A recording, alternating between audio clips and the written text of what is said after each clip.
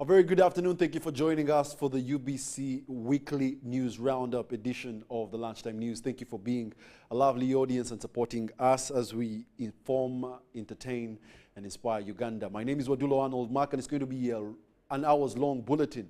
So do sit tight as we give you the news that made rounds within this week. In our first story, the Minister for Presidency, Millie Babalanda, has expressed heartfelt gratitude to President Yoweri Kaguta Museveni for his compassionate medical support during the COVID-19 pandemic. At times, she says, nearly claimed her life. Babalanda, who hosted a Thanksgiving ceremony in Buyende district, was elated to thank both the President and God for the merciful years she has lived since her appointment as Minister in 2021. Hundreds of well-wishers gathered in Buyende district to celebrate with the Minister for Presidency, Millie Babalanda.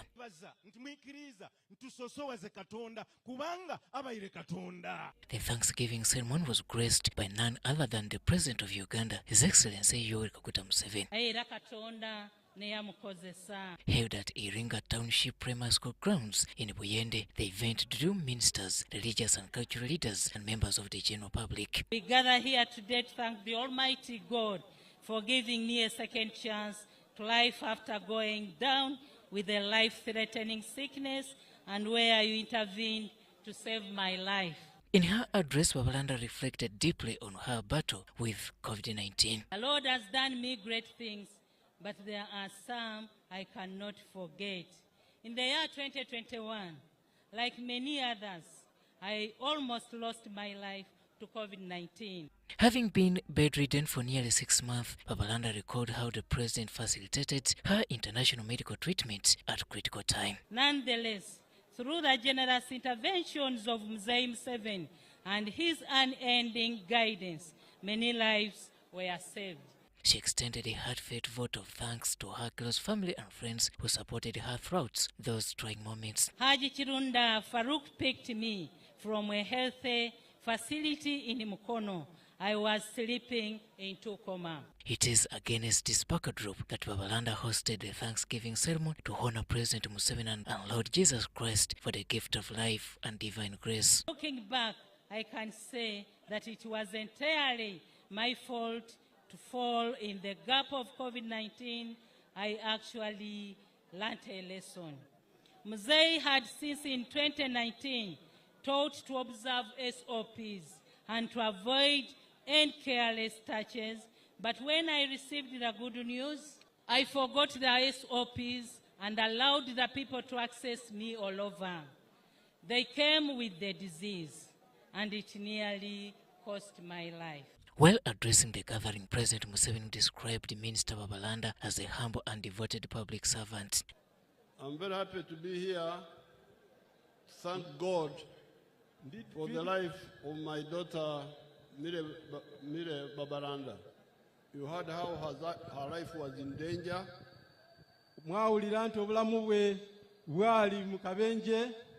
Because of corona. When she was appointed a minister, but God stood with us and her,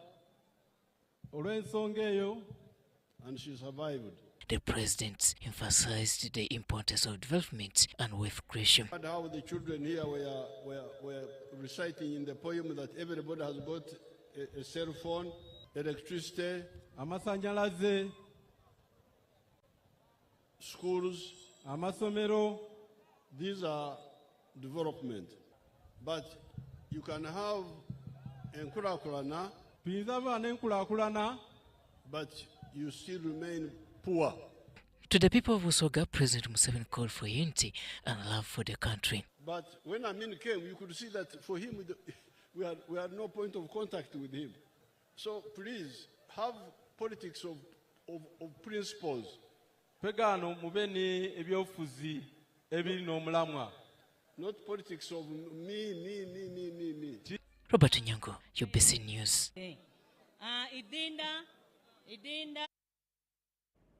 And still from this week, the Speaker of Parliament, the Right Honourable Anita Among, called for unity within the national resistance movement, urging leaders in Kampala to rally support at the grassroots in a bid to reclaim the party's dominance in the city.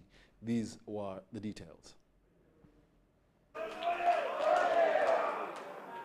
During the meeting, the newly elected chairpersons unanimously endorsed Speaker Anita Among for the SEC position, citing her capability and commitment to party development. This is the number we want to achieve what you want. They also appealed to the Speaker to address long-standing concerns in the Central region, where many feel the party has been distant. There are two areas.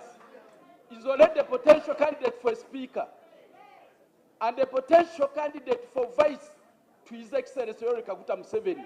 Let's not waste time. As long as you achieve that, then you have scored what you want to get.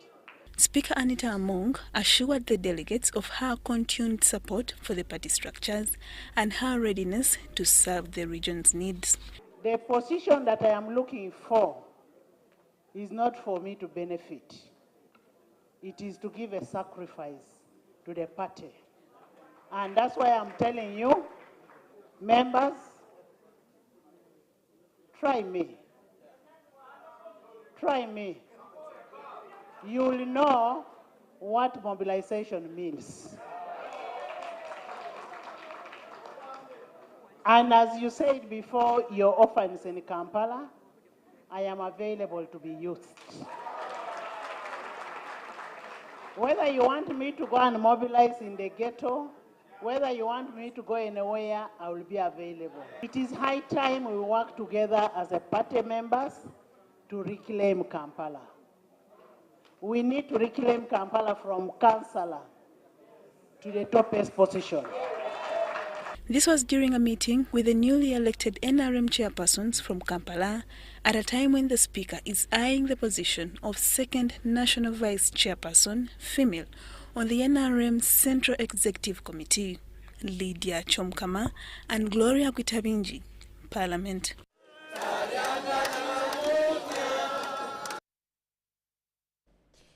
It was a day of grief and solemn reflection in Kamengo, Mpigi district Saturday, as hundreds gathered to pay their final respects to veteran journalist Cedric Babunda, who passed away last week.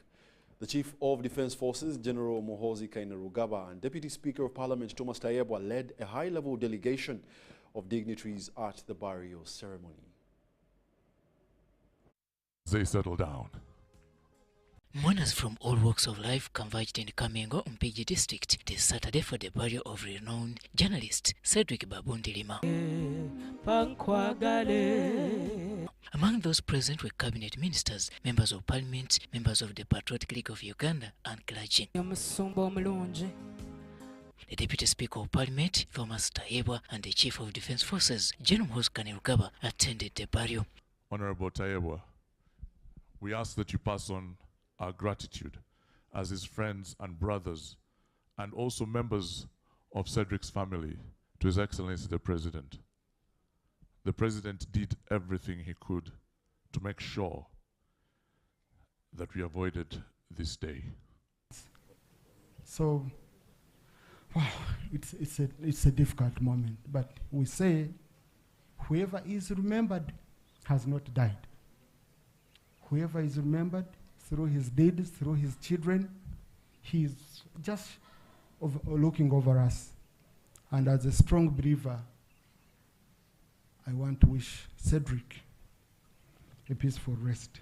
Described as vibrant and full of life, Cedric was eulogized by friends and colleagues as a man whose passing has left a void that will not be easily filled. Because he is a champion. He's a champion, he was a winner in every aspect of his life. For the family, the loss was unimaginable, losing a beloved breadwinner and a pillar of support. Are we comparing ourselves to Cedric? Are we trying to learn from Cedric? Are we trying to have a life that Cedric had rather than talk about him, how wonderful, how this? How has he affected us personally? To many, Cedric was the embodiment of joy and love. It wasn't easy, but it was full of presence, full of light, full of people, full of him. His final set, because that's what it really was, the last and most epic battle, We had plans, you know, a barbecue once he got better. He wanted a celebration for all the people who showed up. He wanted to thank each and every one of them. DF General Moses Kanunugaba referred to Cedric as a true patriot whose work touched countless lives. Cedric, I have known Cedric as Humphrey was saying, all my life.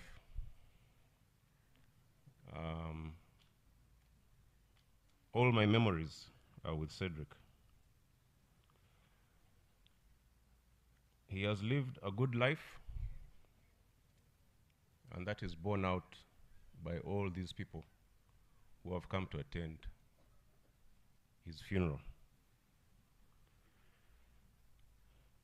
Cedric was a loyal friend. Other dignitaries in attendance included former Vice President Edward Chiwonoka II, former IGP General Kale Kaihura, then RM National Vice Chairperson Alhaji Moses Chigongo, among others.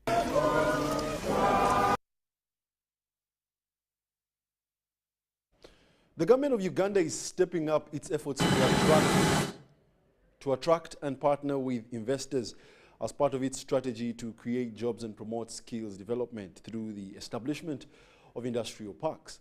This was revealed by the Finance Minister Matia Kasaija, who was joined by the Prime Minister, the Right Honourable Robina Nabanja, during a tour of the Sino Uganda Mbale Industrial Park.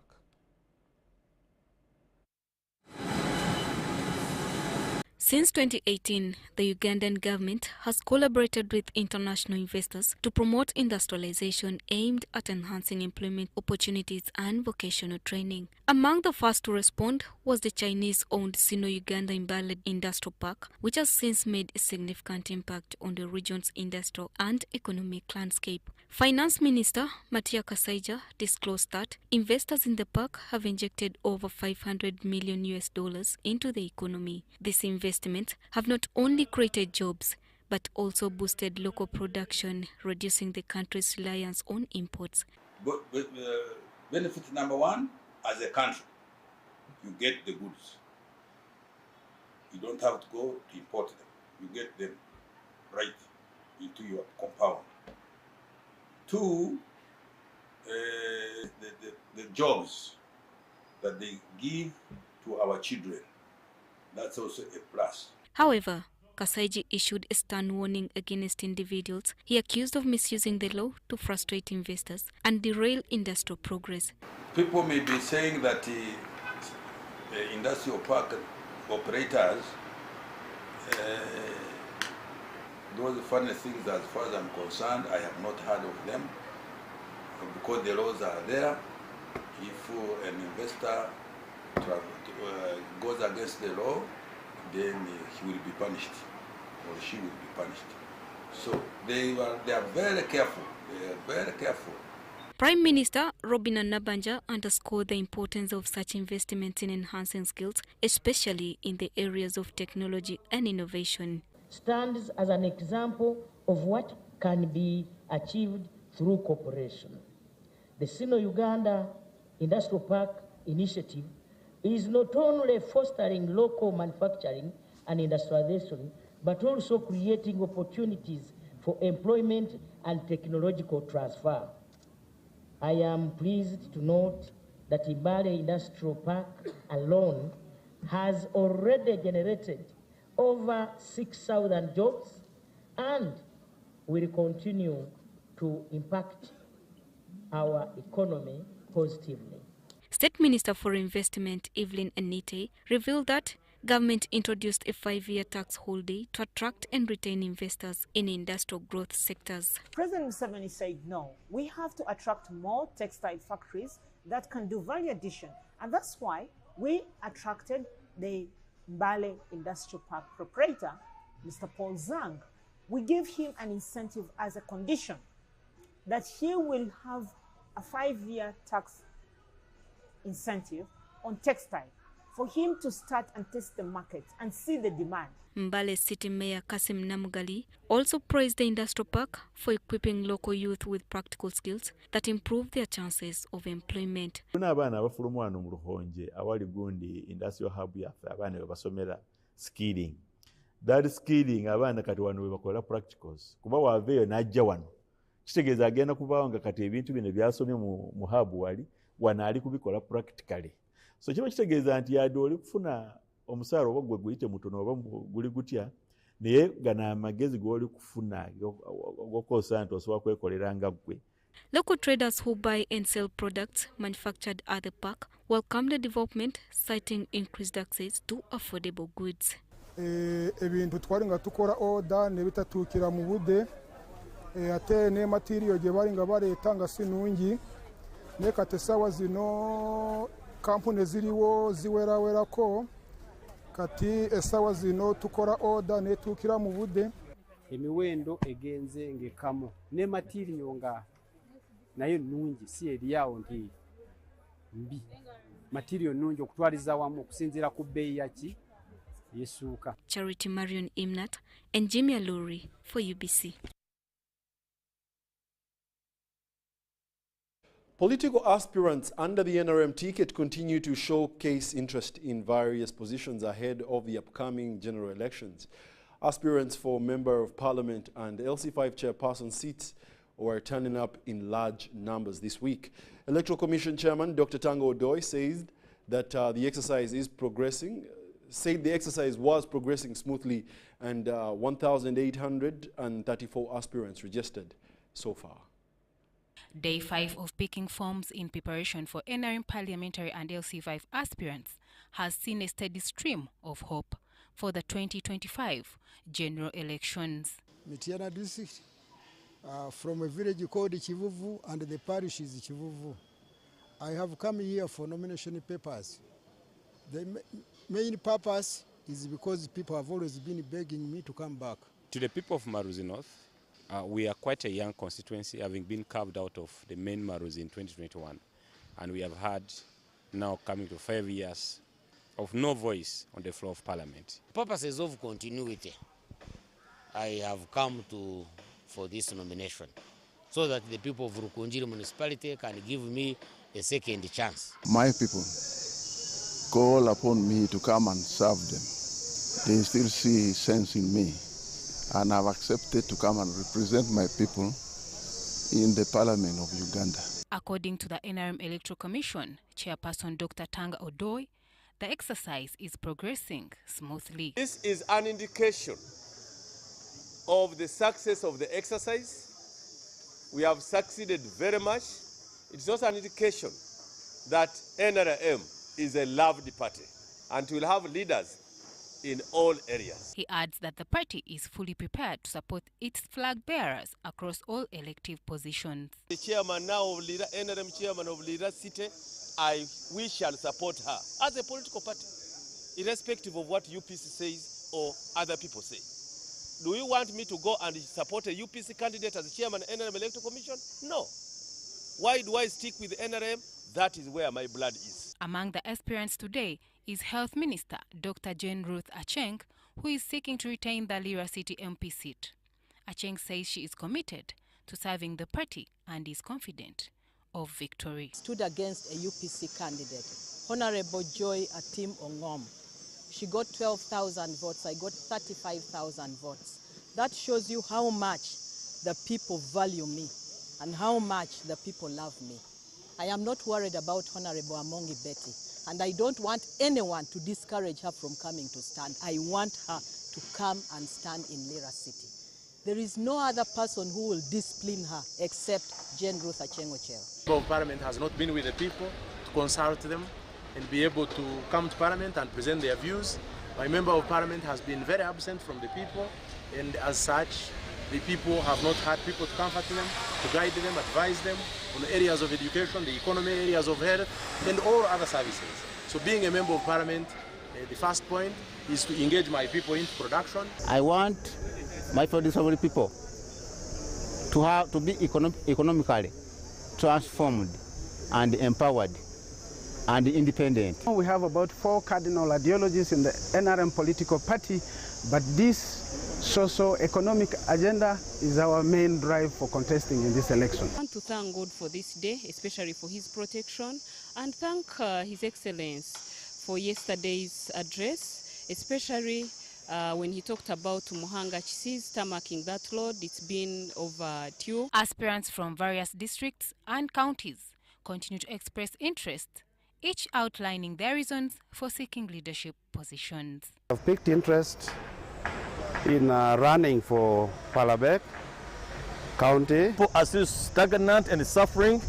The forest is not yet degazetted, and yet the president had directed that all the people that were in the 48 villages should go back. Represent and speak for them, for the so many voiceless people, so that we can cause socio-economic transformation. My program is very clear. I want to bring hope to the people of Luoka. And I'm contesting for this position of woman member of parliament for Zombo district. This is the time to shake the district. At least 1,834 candidates have so far picked their forms since the start of the exercise, with 91 aspirants cleared today alone. Aspiring for woman member of parliament, Uganda district. I'm the voice for the voiceless. Today was the day of picking my nomination papers. It has been a good day. Come to contest for this position.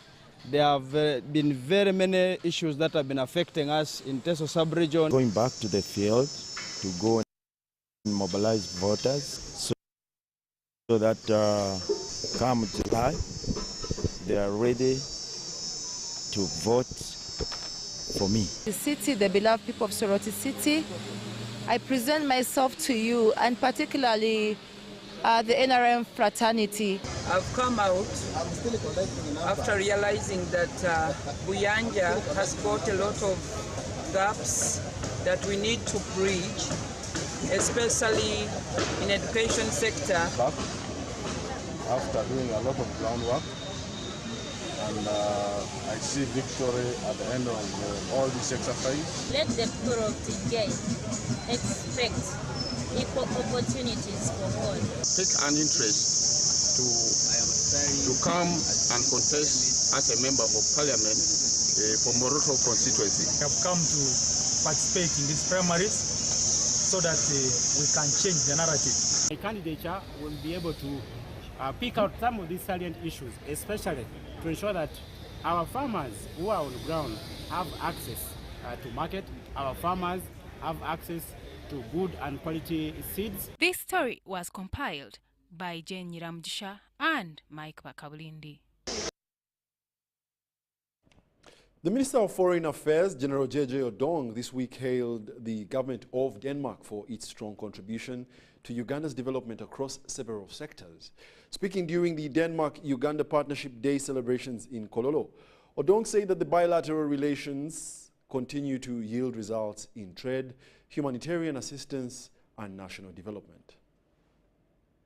In a show of growing international cooperation, the Danish Embassy today marked Denmark-Uganda Partnership Day at the residence of the Danish ambassador in Kololo. The event brought together government officials, private sector leaders, civil society organizations, and community representatives to discuss strategies for advancing bilateral collaboration and sustainable development. Celebrated under the theme, The Power of Partnerships, Delivering Together for Local Impact, Danish Ambassador Signe Albjerg emphasized the role of strong partnerships in promoting stability, climate action, and inclusive growth. The Danish Constitution Day.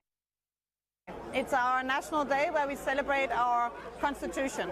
And today we are combining it with our Partnership Day, as we call it. So it's not a typical national day, as I think you can see when you look around. We are trying to create a little bit of what we in Danish call folkemøde. It means the people's meeting. She noted that Ugandan coffee has gained more visibility on international markets thanks to enhanced bilateral trade and investment. EU is the biggest importer of Ugandan coffee. So a lot of, I think it's about 60-something% of the Ugandan coffee goes to Europe. And in Europe, we have implemented a new law, a new regulation around deforestation, which Uganda also very much supports. I know that Uganda is also very keen on protecting its forests. Foreign Affairs Minister J.J. Odongo, who officiated as chief guest, lauded Denmark for its inclusive approach to development, saying it aligns well with Uganda's national development priorities. It's not just a commemoration of your democracy and rule of law. It is a celebration of the values that Denmark shares with Uganda and the rest of the world. Beneficiaries of the partnership also shared testimonials on how the programs have transformed their communities. With very little money, 1.5 UGX, but we have been able to grow because of the support from the Danish embassy through ABI. They helped us to establish a modern coffee processing machines, and they also helped us to do a lot of extension. The celebration coincided with Denmark's Constitution Day, reinforcing the shared democratic values between the two nations. The event drew participation from senior government officials, diplomats and stakeholders committed to unity and progress. Rebecca Nantongo compiled the support for UBC. The former Minister of Gender, Labour and Social Development, Bakoko Bakor, has declared a bid to contest as the Member of Parliament in Arua City's Ayivu East constituency. She served as MP for the Greater Arua District in Ayivu County and also the Minister from 2001 to 2006. Similarly, Arua Central Division MP Jackson Atima has launched his bid for re-election in the coming 12th Parliament. Let's take a look. Arua, the Greater Arua from Okolo, all the way to Yumbe, which is now Yumbe District. Then it was Aringa County. So I understand what it means to be a member of parliament. At this time, I would rather have rested and been there to guide and advise. But when I came back, many of you came and asked me to go back to parliament and represent you. I knew politics has changed, but government commitment to serve the people has never changed in terms of development.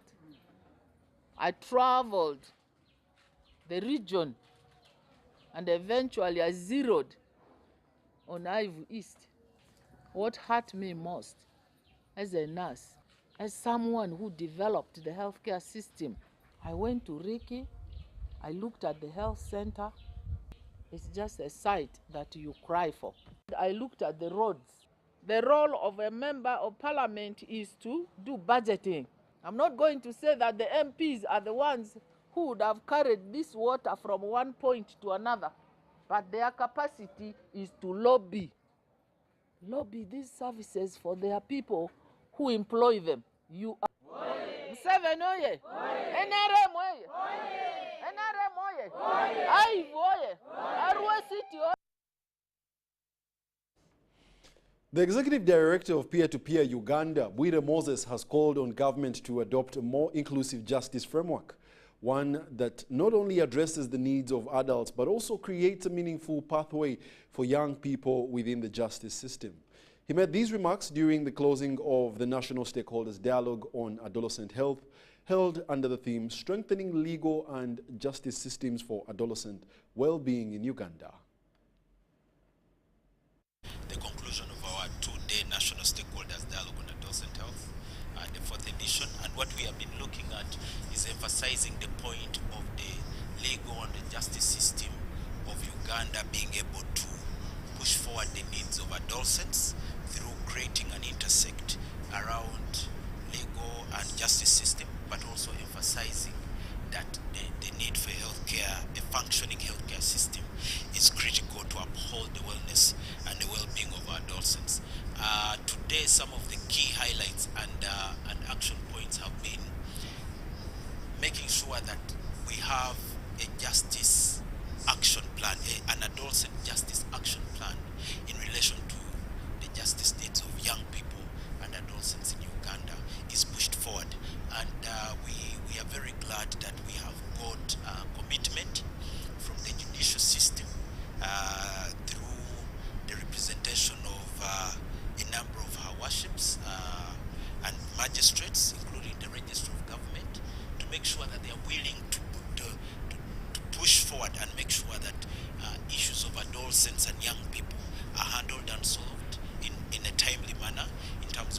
putting the cases at the police, doing the investigations, and also making sure that the courts of law are able to get the culprits and have judgment made in time.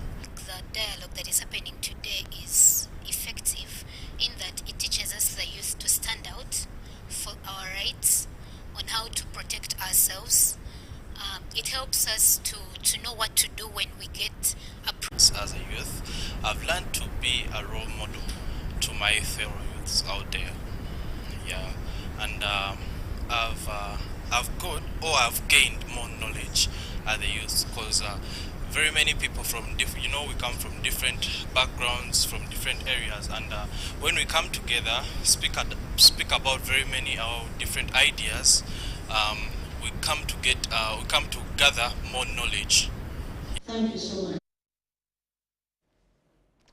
The Rotary Club of Kololo has launched a new transformative year dedicated to creating meaningful impact across Uganda, and this year's focus centers on the Hear His Voice initiative aimed at supporting individuals with hearing impairments. This announcement was made during the handover ceremony where the newly elected leaders assumed office, officiated by the Prime Minister, Amama Mbabazi. A wonderful job. The affairs of Kololo.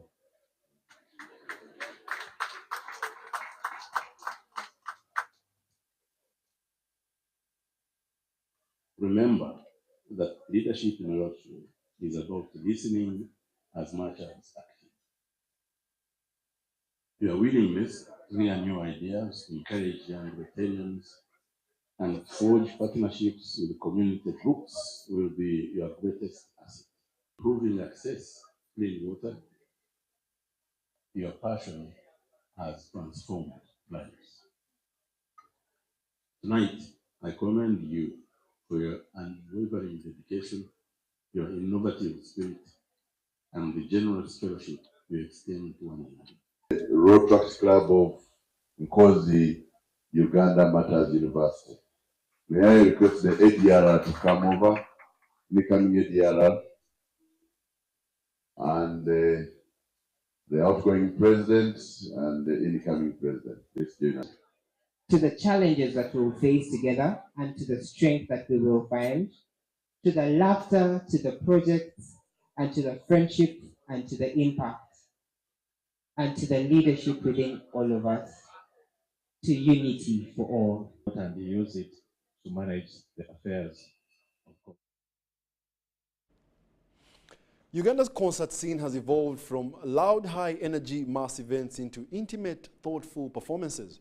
Experts say that large shows fuel collective adrenaline while corporate gigs foster connection and social reflection.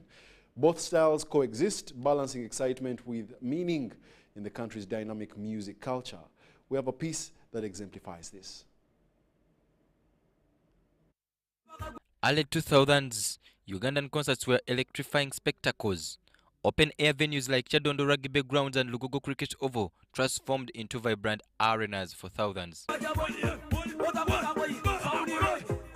Today's stages echo with thought.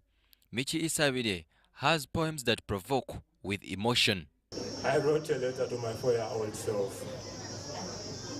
I know you cry a lot,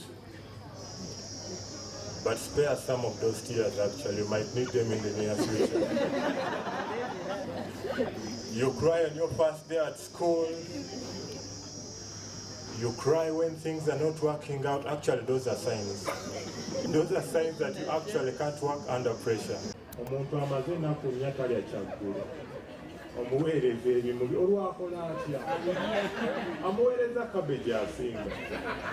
I write about life, yeah? And for me to write about life, I need to experience life. The day when it will come and I no longer experience life like any other human being, I would have lost the artist in me. Here, artists measure success beyond ticket sales, valuing their message and cultural influence. Giving me questions about why I wrote what I wrote, I feel I've made the impact to that. But it seems like the old is coming back into play. There's a lot of storytelling. So in my form of poetry, I do what we call spoken word, like maybe what you've been able to witness today. But then I also do a lot of poetry.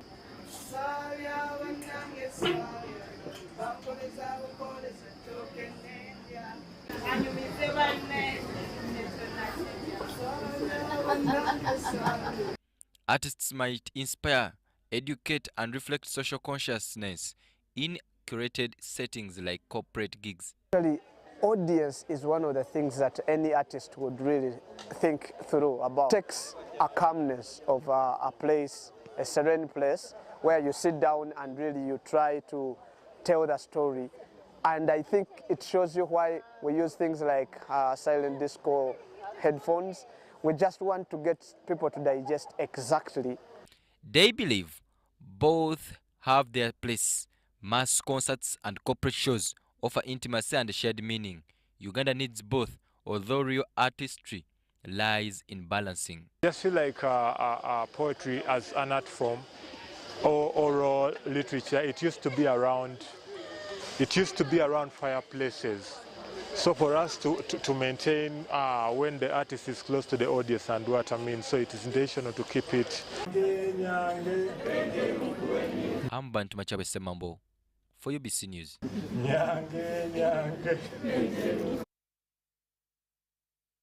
The management of Kangulum Secondary School in Kayunga district has diversified the education with various co-curricular activities ranging from music, dance and drama, scouts, female football, as a way of creating a career opportunity for each and every one of the students. This was revealed by the school head teacher, George Wateta, during the school's MDD Interhouse competition, where 4 houses competed and Mutesa House won 569 points, followed by Kaulukusi with 564 points, and these are the highlights. To showcase the different talents that we have in our school. We organized 8 items and we have 4 houses. So these 4 houses have been competing against each. This event is so important in such a way that we are training a holistic learner. You all know very well that not everyone will be able to make a living through a form office setup. But if we are able to nurture talent, then it means our learners can be able to survive even without a formal job. Co-curricular activities within our school setup. This is MDD, and in MDD we have many items, but we also concentrating on scouts. We also have girl ball games, where we have girls soccer, we have football, we have...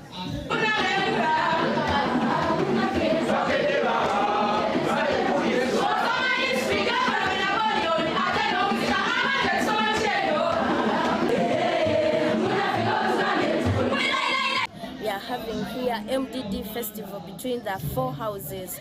I'm a student from Mandela House, and it is the winning house today.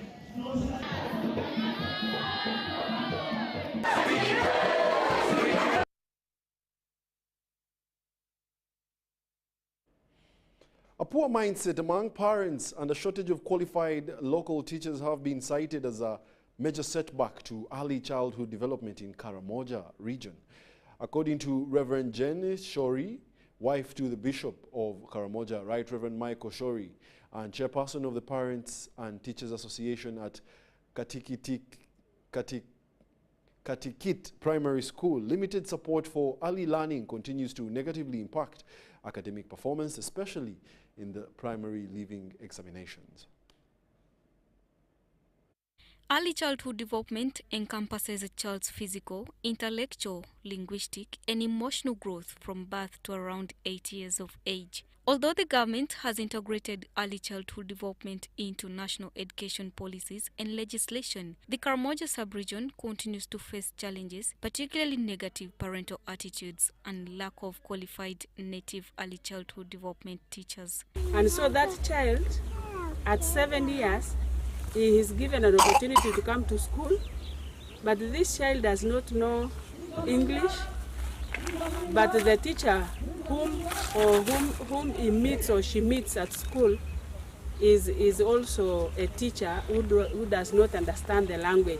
For our local parents in the region, Karamoja to think that early childhood education in the nursery and playing under the shades in the home is a waste of time. Speaking during World Play Day celebrations in Abdat district, Reverend Jane Chore noted that the absence of quality early childhood development services is contributing to poor academic performance and high school dropout rates. We are not really doing well as far as ECD centers is concerned, because I want to say that this could be one of the reasons as to why sometimes Karamoja region lags behind when it comes to end of year results, especially for P7, because the schools are not there for blind, there is no school of deaf, so most of the children for disability are at home.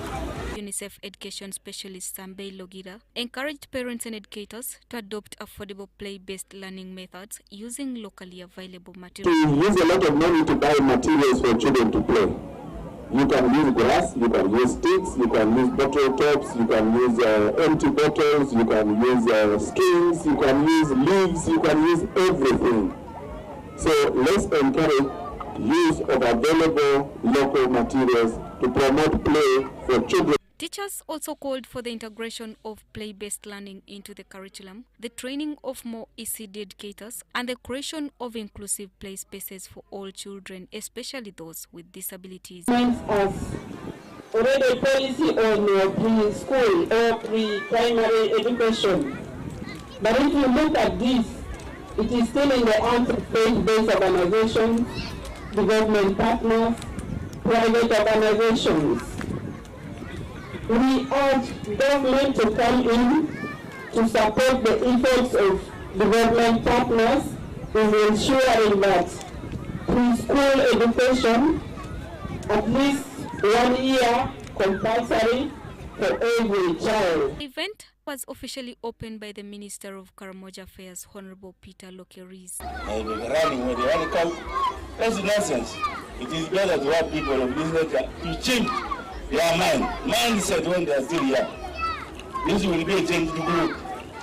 And those of us who believe in stealing will have died, and another group will come, which will be developmental and not destructive as we do now.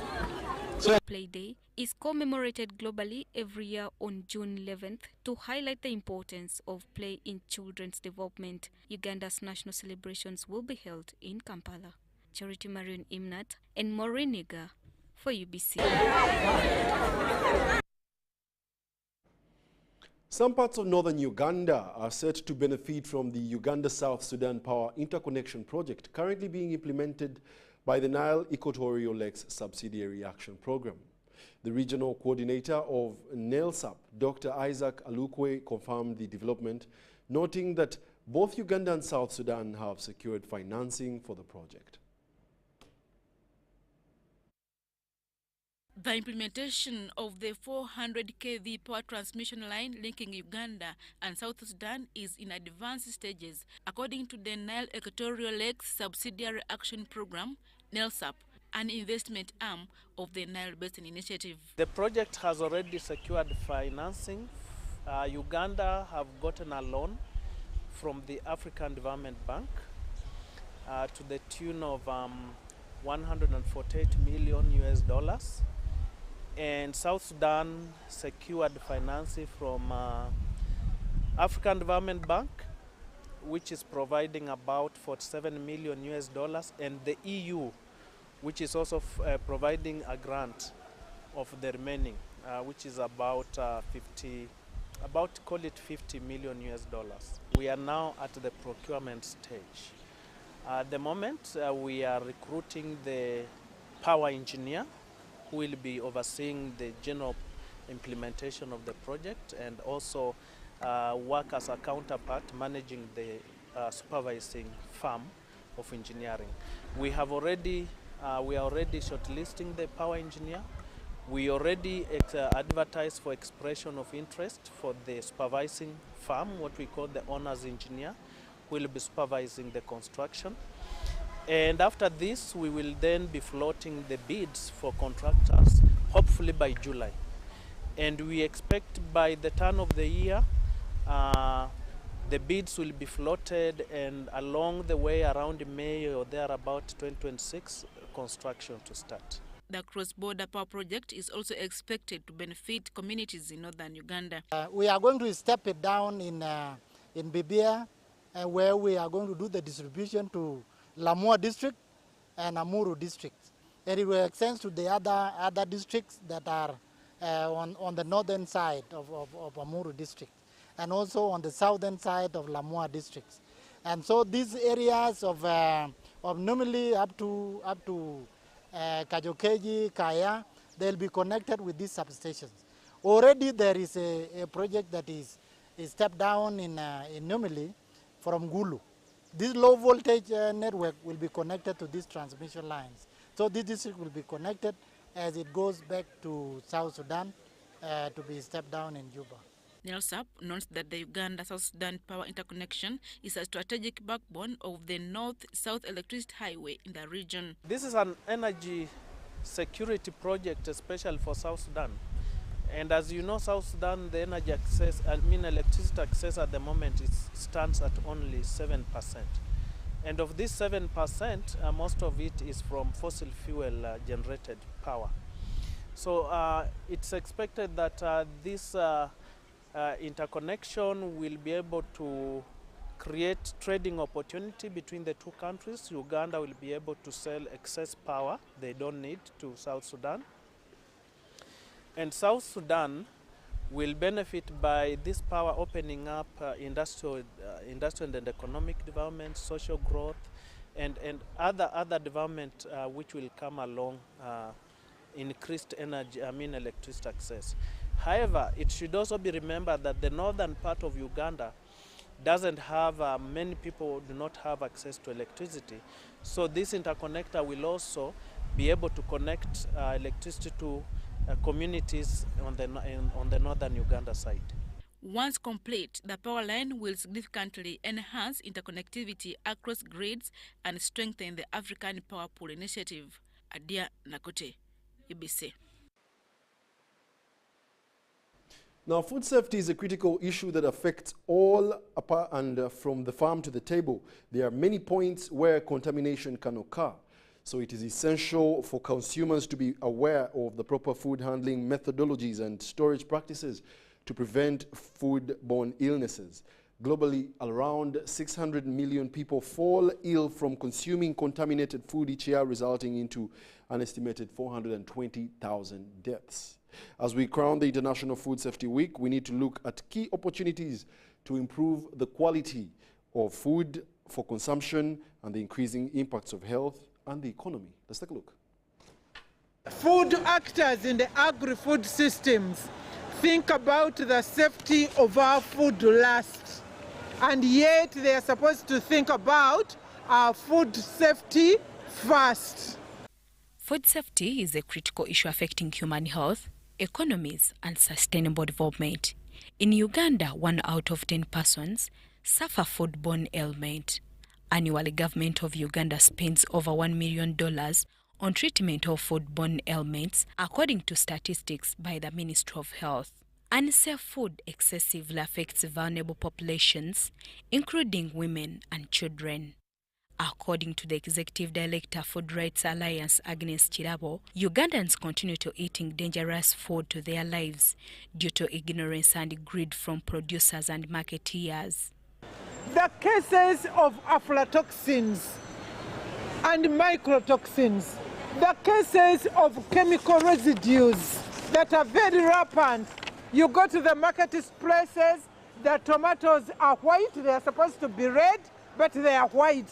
You even smell the chemical on the vegetables. You go to the school food stores, you open a food store where you're expecting to receive aroma, you're receiving chemical.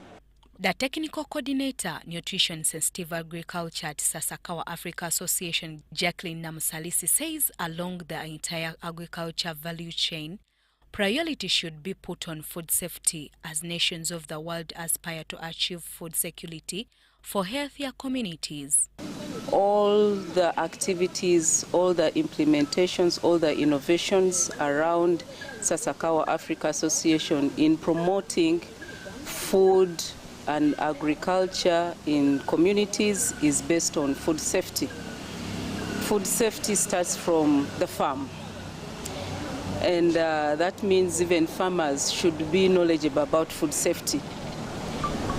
We, as Sasakawa, we conduct numerous trainings among the farmers. Food preparation is key not only for good nutrition, but for safety of the food we eat. There are many gaps in preparing safe food across communities. Food consumption can become dangerous if at all you're eating too much, because in this life too much of anything is bad. That's why you see diseases like obesity, where someone has eaten too much. But also there is this thing we call aflatoxins. When we are not drying our food the right way, especially groundnuts, and they get that bitter, there's a bitter mold. Sometimes the groundnuts might not get bitter, but there is that mold. The issue is people don't focus on the micronutrient deficiencies. These are very important issues that we need to think about when we are building the household. Actually, in the face of the parish development model, it is important to holistically develop a household so that it has the food, it has the income, children go to school. Unfortunately, Uganda has enacted some of the best policies and laws. We need to implement them to save lives. Looking at this year's theme of the World Food Safety Day, Food Safety, Science in Action, the current scientific innovations have either left our food unsafe or safe for consumption. The Uganda Law Reform Commission has proposed new regulations aimed at addressing public concerns and complaints against nurses and midwives regarding their conduct and service delivery at health centers across the country. The Commission, under Section 49 of the Nurses and Midwives Act, Cap 301, has developed 25 draft regulations to guide the procedures for lodging and resolving complaints against registered or enrolled nurses and midwives. The regulations also outline penalties that may be imposed by the Council in cases of professional misconduct. These are the details. A legal officer at the Uganda Law Reform Commission, Juliana Izizinga Chisache, has said that the regulations aim to ensure accountability and professionalism among nurses and midwives. Before we came up with these regulations, the Commission, Uganda Law Reform Commission, carried out a study on medical negligence. And in that study, we noticed many things that needed to be addressed. One, people do not have trust in the reporting systems. People do not trust that if I have a problem and I go to the Nurses and Midwives Council, I will get a solution. While speaking during a validation meeting held in Kampala, Chisache emphasized that all registered and enrolled nurses and midwives must uphold ethical standards, maintain professional conduct, and demonstrate the required knowledge and skills in their practice. Most of the cases of medical negligence, of malpractice, and professional misconduct, medical negligence and malpractice come from institutional problems. Jennifer Nambali Ramatega, the Education Training and Registration Officer at the Uganda Nurses and Midwives Council, acknowledged that some health practitioners act contrary to their training and occasionally engage in verbal altercations with patients' behavior. She described this as unprofessional. Performing my duties, I'm following my code, and of course at the back of mind I have the training, I have the experience, and while I'm performing my duties, I have to take that reasonable care that is necessary to offer the right service. She added that any person aggrieved by the conduct of the registered or enrolled nurse or midwife has the right to file a complaint with the Nurses and Midwives Council. As a client, you feel you're not satisfied with my service, and you feel it is worth reporting. You as a client, you have a right to report. Benon Mukwaya, Richard Chirembeka, UBC News.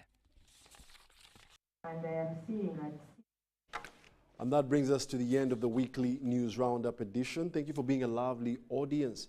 Do stay tuned for more news in our subsequent bulletins. My name is Wadulo Arnold Mark, and have a lovely afternoon.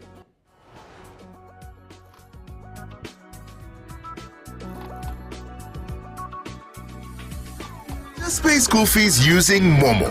Dial *165 *80#. Select option 2 for school pay. Select option 1 to pay school fees. Enter the student number and amount and approve the transaction. You are now entered a draw to win school fees.